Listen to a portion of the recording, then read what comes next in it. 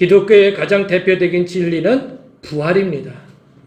주님의 사랑, 주님의 십자가, 주님의 선행, 그런 것이 아무리 있어도 예수님이 부활하시지 않았다면 그런 것들은 아무 의미가 없는 것입니다. 부활이 있기 때문에 그 모든 것이 진리가 되고 참된 것이 될 수 있는 것입니다. 예수님의 부활하심은 역사적 사건입니다. 많은 사람은 사람이 어떻게 다시 살아날 수 있어라고 부정하고 의심을 합니다. 그러나 예수님의 부활을 직접 경험한 바울은 이렇게 고백하고 있습니다. 장사 지난 바 되셨다가 성경대로 사흘 만에 다시 살아나사. 부활을 경험한 바로 바울은 예수님이 부활하신 것을 이렇게 아주 분명하게 증언하고 있는 것입니다. 또 그 후에 500여 형제에게 일시에 보셨습니다. 그러니까 한두 명의 제자들에게만, 몇 명의 제자들에게만 보이셨다면 의심할 수도 있겠지만 일시에 500여 형제들에게 예수님의 부활하심이 보였다는 사실입니다. 중요한 건 그러면 예수님이 부활하셨는데 그 예수님의 부활이 지금 나와 무슨 상관이 있느냐 하는 것입니다. 즉 여러분 개인에게 예수님의 부활이 무슨 의미가 있느냐는 것이죠. 그래서 오늘 말씀은 예수님이 부활하신 것이 내게 어떤 의미가 있는가, 예수님의 부활은 과연 무엇인가, 우리 함께 말씀으로 은혜를 나누도록 하겠습니다. 첫 번째는요, 부활은 뭐라고요? 해방이다. 다시 한번 크게 읽습니다. 시작. 부활은 해방이다. 사람에게는요, 없애버리려 해도, 지워버리려고 해도 불가능한 것이 하나 있습니다. 운명처럼 태어날 때부터 가지고 사는 것이 있습니다. 그것은 죄라는 것입니다. 아마도 대부분의 사람들은 내가 무슨 죄가 있느냐고 반문할 수 있을 것입니다. 나쁜 짓해서 교도소에 있는 사람들이나 죄가 있는 것이지 나같이 선량한 사람이 무슨 죄가 있겠는가? 그런 얘기를 할 수 있어요. 그러나 여러분, 이것은 죄라는 근본 개념을 모르기 때문에 이런 말을 하게 되는 것입니다. 성경에서 죄라는 거는요, 대표적인 죄라는 단어는 하마르티아라고 되어 있는데 그것은 관역을 빗나가다라는 뜻입니다. 활을 딱 쐈는데 이 화살이 날아가면서 관역에 딱 정가운데 맞아야 되는데 다른 데 가서 맞는 거예요. 다른 데 가서 맞는 거예요. 다른 데. 그게 죄라는 거예요. 다시 말하면 하나님의 뜻에 정확하게 맞춰서 우리가 살아야 되는데 하나님의 뜻을 벗어나서 사는 삶, 그것이 죄라는 것입니다. 무슨 나쁜 짓을, 악한 짓을 해서가 아니라 하나님의 뜻을 벗어나서 사는 그 자체가 죄라고 하는 것입니다. 그렇기 때문에 우리 모든 인간은 다 죄인일 수밖에 없습니다. 하나님의 뜻을 거슬러 살아가는 우리 모든 인생들은 다 죄인이라는 겁니다. 사람들이 아무리 그것을 부정하고 싫어해도 어쩔 수 없습니다. 그리고 이 죄에 대한 결과는 심판을 받는다는 것입니다. 히브리서 9장 27절에 이렇게 말씀하고 있습니다. 시작. 그 후에는 심판이 있으리니. 한 번 죽는 것은 사람에게 정해진 거다는 거예요. 이거는 어떻게 할 수가 없어요. 한 번 죽는 것은 사람에게 반드시 있는 거고 정해진 거예요. 이처럼 우리의 심판도 정해진 거라는 거예요.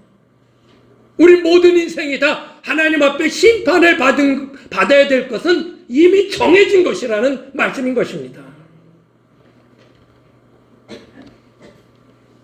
죄는요, 눈에 보이는 죄도 있지만 눈에 보이지 않는 죄도 있습니다. 성경은 우리의 마음속에서 모든 악한 마음까지도 성경은 그것을 죄라고 말씀하고 있는 것이죠. 그래서 세상 사람들은 들킨 죄만 죄인 줄 압니다. 남들에게 뭘 잘못을 해다가 들킨 것, 그런 죄들, 그런 것만이 죄라고 생각했는데 안 들킨 죄도 얼마나 많은지 몰라요.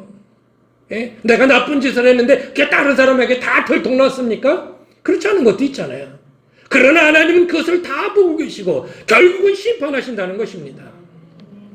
피할 수 없는 운명이라는 거예요.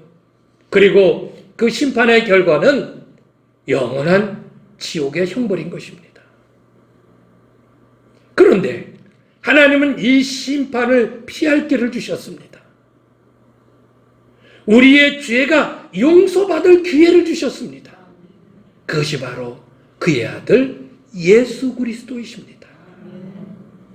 우리의 힘으로 떨쳐버릴 수 없는 이 죄값들을 해결할 수 있도록 그 기회를 주셨고 그 길을 열어주신 그분이 바로 예수 그리스도. 이사야 53장 6절에 이렇게 말씀하고 있습니다. 읽어볼까요? 시작. 우리는 다 양 같아서 그릇 행하여 각기 제 길로 갔거늘 여호와께서는 우리 모두의 죄악을 그에게 담당시키셨도다. 여호와는 하나님이시고요. 우리 모두의 죄악을 그에게, 그가 누굽니까? 예수 그리스도에게 담당시켰다는 거예요. 요한계시록 1장 5절에 보면요, 현대인의 성경에 이렇게 말씀하고 있어. 한번 읽어볼까요? 시작. 죽은 사람들 가운데서 제일 먼저 부활하시고 세상의 왕들을 다스리시는 예수 그리스도께서 여러분에게 은혜와 평안을 내려주시기를 기도합니다. 우리를 사랑하시고 자기 피로 우리를 죄에서 해방시키셨으며 예수님의 그 피로 우리를 죄에서 해방시키셨다는 것입니다. 우리의 죄를 용서받을 수 있는 유일한 길, 바로 예수 그리스도이십니다. 그리고 우리는 이것을 구원이라고 말하는 것입니다. 예전에 친구들에게 너 교회 나가라, 너 예수 믿어라, 그리고 구원받아라. 그럼 야, 구원해서 1원도 못해서 10원 줘. 그렇게 놀리는 애들도 있었어요. 구원해서 1원도 못해서 10원 달래. 예. 제가 그 고등학교인데 그때는 철이 없었어요. 어느 동네에 이제 전도를 하러 갔는데 아이들 친구들하고 같이 전도를 하러 갔는데 어떤 아저씨가 아저씨 예수 믿고 천국 가세요 그랬거든요. 그랬더니 야 임마 너 나가라. 그리고 그냥 퉁명스럽게 얘기해요. 저도 화가 나요. 그럼 예수 믿지 말고 지옥 가세요. 그랬더니 임식해가지고 사실 그 말이 예수 믿고 천국 가세요. 그 말에 반대는 예수 믿지 말고 지옥 가세요. 그 말은 근데 그 말했다고 또 그거를 어떻게 싫어하는지. 예. 물론 제가 철이 없어서 그렇게 얘기를 했습니다만은 여러분 예수님의 부활은 죄에서 벗어나는 해방의 선언입니다. 우리나라가 일제강점기에서 1945년 8월 15일 해방됐잖아요. 만방에 우리나라가 해방되었음을 선포한 것입니다. 온 인류에 선포한 것입니다. 마찬가지입니다. 예수님의 부활하심은 죄로부터 우리가 해방되었음을, 더 이상 죄에 묶여 심판받는 자가 아닌 것을 온 땅에, 온 천하에, 온 인류에 앞으로 올 모든 세대들에게 선포하는 것이 예수님의 부활이다 이 말씀이에요. 할렐루야. 오늘 본문의 말씀에도 이제는 너희가 죄로부터 해방되고 하나님께 종이 되어 거룩함에 이르는 열매를 맺었으니 할렐루야. 그 마지막은 영생이니라. 여러분 우리나라가 일제 그 강점기에서 해방된 지 벌써 70년이 넘었잖아요. 그런데도 아직도 해방된 지 모르고 사는 사람이 있을까요? 만약 그런 사람이 있다면요 얼마나 그 바보스러운 일이에요. 하물며 예수님께서 우리의 모든 죄를 짊어지시고 죄로부터 해방되게 해주셨는데 아직도 깨닫지 못하는 많은 사람들이 있잖아요. 어디에 있어요? 여러분 집에 바로 옆에 있잖아요. 깨우쳐줘야 합니다. 깨우쳐 주셔야 합니다. 우리는 이미 예수님을 통해 죄로부터 해방된 이들인 것을 믿습니다. 그러기에 이 해방의 기쁨을 선포한 이 부활절이 우리에게는 최대의 명절인 것이에요. 부활, 예수님의 부활은 해방입니다. 죄로부터, 그 심판으로부터 해방된 것입니다. 두 번째로 예수님의 부활은 무엇일까요? 읽어보실까요? 시작. 회복이라는 것입니다. 이 회복이라는 뜻은요, 되돌린다는 뜻이죠. 원래대로 되돌린다는 거예요. 더 구체적으로 말하면요, 잘못되었던 것을 원래 상태로 되돌려 놓는 것이 회복인 것입니다. 제가 청년 때 한 번은 이제 그 추석날이었는데, 이제 그 우리 형들과 함께 산에 이제 성묘를 하러 갔지요. 그랬는데 이제 성묘로라고 우리 큰형이 그런 얘기를 해요.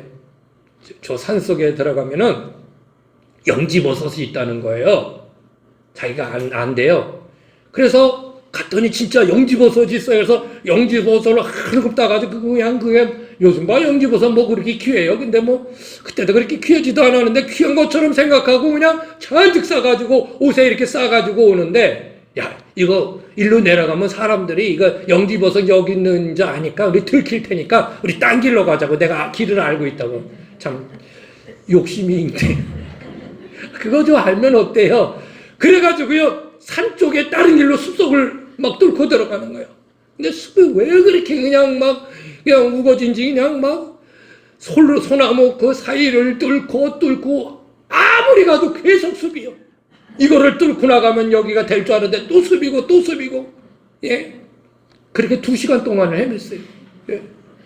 그때는 또 양복이 여기가 터지고 그냥 얼굴하고 이마하고 이런 데가 막 까지고 그래도 2시간 만에 여기다 이거 딱 나왔는데 없어. 이게 웬일이에요? 전혀 모르는 곳에 딱 도착을 한 거예요. 예? 그래가지고 이거 어떻게 하냐. 다시금 왔던 길을 되돌아가고 그래서 몇 시간에 걸쳐서 집에 왔어요. 아주 집에 와가지고 그냥 아주 초죽음이 돼가지고 예. 중간에 이 길이 아니다라고 되돌아왔으면 편했지요. 욕심 부리지 말고 누가 그거 좀 따가도록 두지. 그걸 뭘 다른 사람을 알면 안 된다고 딴 길로 가자 그래가지고. 지금도 우리 큰형하고 그 얘기하면 아주 웃고 그냥 배꼽을 잡고 웃어요. 예. 아무것도 아닌데 그래. 예. 어떤 사람이 이 길이 아니라고 얘기만 해줬으면 그 고생 안 했을 텐데 고집 부리고 내가 그냥 그 길을 계속 가다가 나중에 되돌아오라니까 더 힘든 거예요. 예? 사랑하는 여러분, 하나님을 떠난 인간은 처음부터 길을 잘못 들은 것입니다.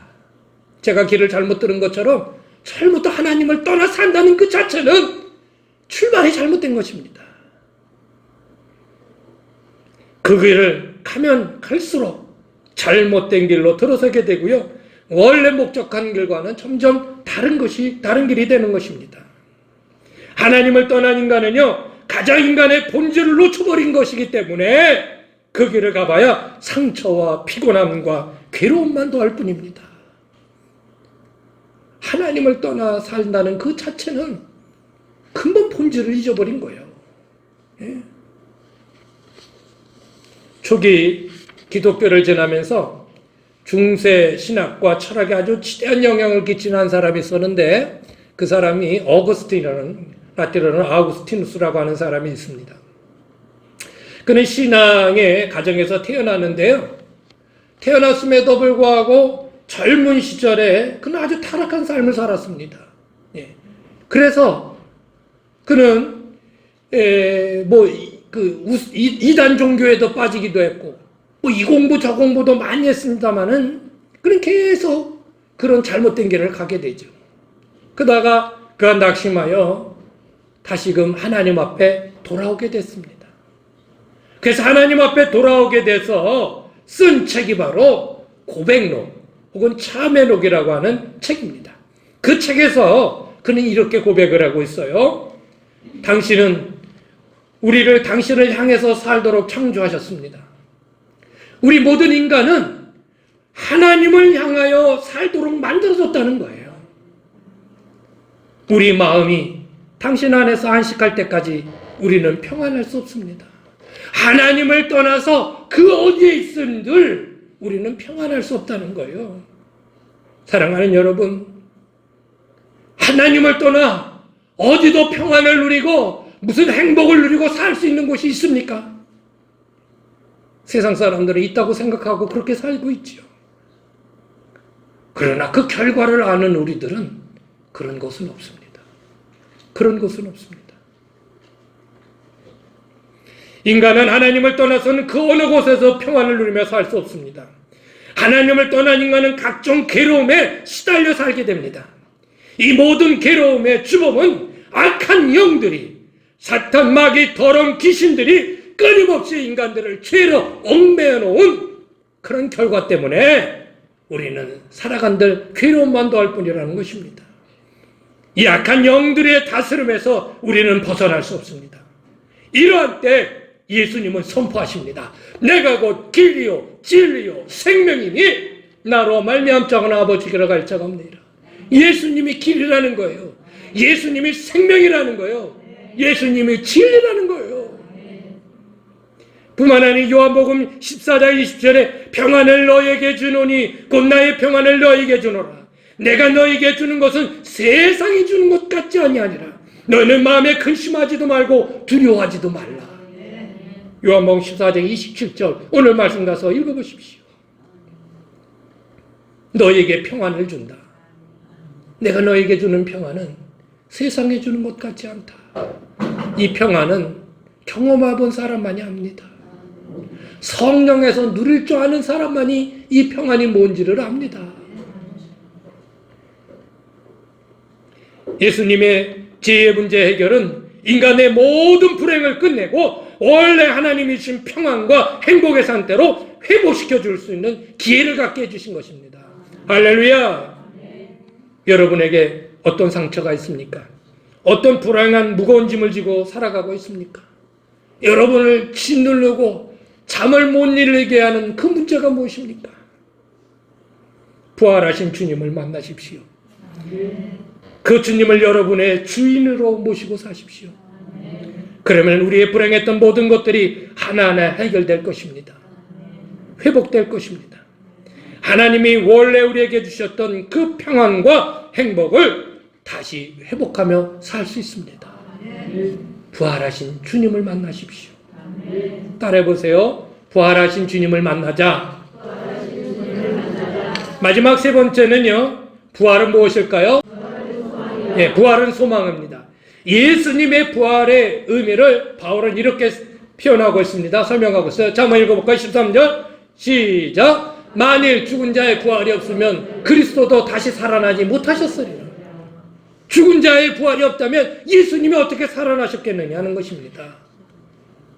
계속 읽어보세요. 시작. 그리스도께서 다시 살아나신 일이 없으면 너희의 믿음도 헛되고 너희가 여전히 죄 가운데 들 것이요 또한 그리스도 안에서 잠자는 자도 망하였으리니. 아멘. 19절 만일 그리스도 안에서 우리가 바라는 것이 다만 이 세상의 삶뿐이면 모든 사람 가운데 우리가 더 불쌍한 자이리라. 여러분 우리가 바라는 게 이 땅의 것만 들으면 우리는 불쌍한 사람이라는 것이죠. 20절 시작.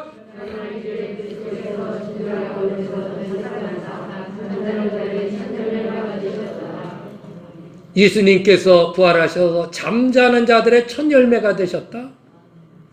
여기서 첫 열매라는 거는요, 우리의 본보기가 되어주셨다 이 말씀이에요. 예수님의 부활하심은 우리들의 본보기가 되어주셨다. 여러분 누가 십자가에 달려 죽은 예수를 보면서 그 예수님을 보면서 저에게 소망이 있다라고 얘기를 할 수 있겠습니까?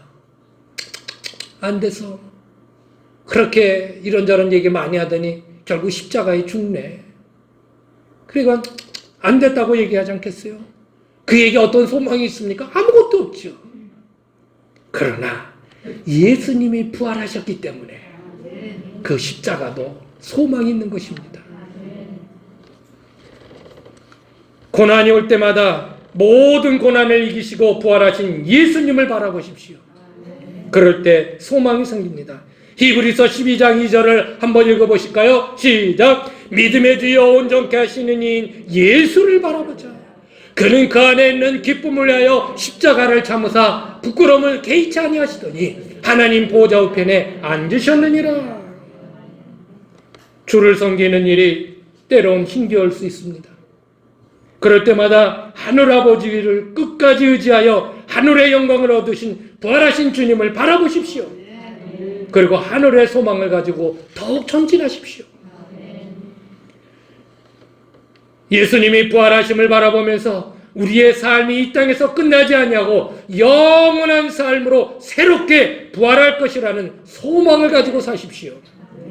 이 소망을 가지고 초대교인들이 살아갈 때 죽음의 그 무서움에서도 그들은 소망을 가지고 그 죽음을 이겨냈던 것입니다.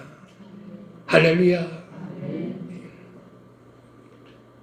그 어떤 절망 가운데도 주님이 부활하신 그 부활을 바라보면 우리에게 소망이 있습니다. 소망이 있습니다. 소망이 있습니다. 수많은 이들이 이 일들을, 이런 소망을 경험하면서 이제까지 살아온 것입니다. 예수님의 부활은 우리 어떤 삶에도 소망이 있음을 보여주는 것입니다. 여러분 안에 이 소망을 더욱 키워나가시길 바랍니다. 말씀을 맺습니다. 예수님의 부활하신 우리에게는 죄의 해방이요, 또 인간의 원래 가졌던 본래 복된 상태로 회복시켜주는 것이요, 어떤 상황에도 소망이 있는 것을 우리에게 선포한 것입니다. 보여주는 것입니다. 예수님의 부활하심은 오늘 부활주의를 이 한 주로 끝나는 것이 아니라 우리의 일생 동안 계속 기억되고 우리의 삶 속에서 부활의 이런 은혜들이 지속되어야 합니다. 지속되어지길 원합니다. 그러므로 예수님의 부활은 그리스도를 믿는 우리들에게 최고의 기쁨이 아닐 수 없습니다. 다시 한번 예수님의 부활하신 이 부활절의 기쁨과 은혜가 여러분 안에 더 크게 마시기를 주의 이름으로 축원합니다.